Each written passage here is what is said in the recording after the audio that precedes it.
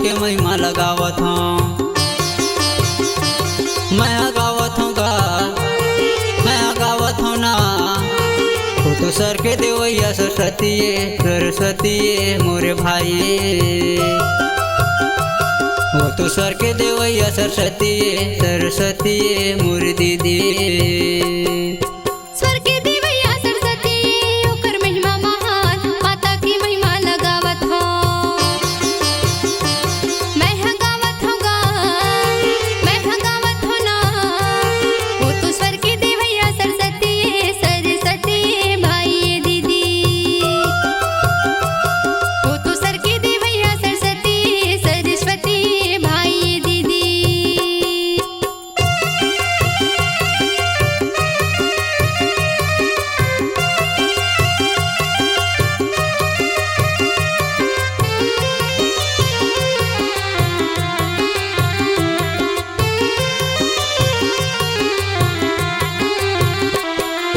लइका रही सन बुद्धि का सुन लइका सियान, माता के महिमा लगावत हूँ।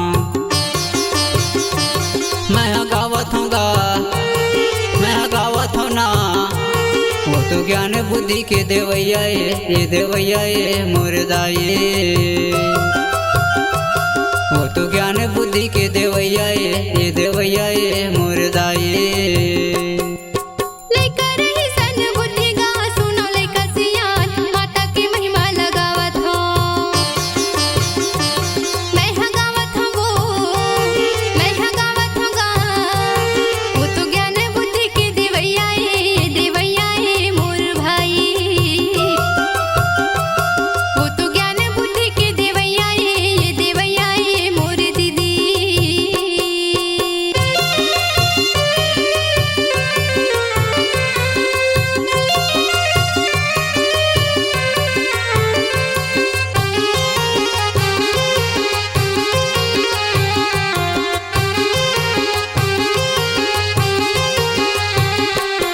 दो लइका रही से राम के सुन दाई दीदी। अयोध्या में कला दिखावत है, ये दिखावत है गा, ये दिखावत है ना। वाल्मीकि के लिखे लगावत है, ये बतावत है भाई ये दीदी। वाल्मीकि के लिखे लगावत है, ये बतावत है भाई ये दीदी। दो लइका रही से राम के सुनो दाई दीदी। अयोध्या में कला दिखावत है, ये दिखावत है गा, ये दिखावत है ना। वाल्मीकि के लिखे लगावत है, ये बतावत है सुन भाई। वाल्मीकि के लिखे लगावत है, ये बतावत है सुन दीदी। वो तो सर के देवैया सरस्वती सरस्वती भाई दीदी। वो तो सर के देवैया सरस्वती सरस्वती भाई दीदी।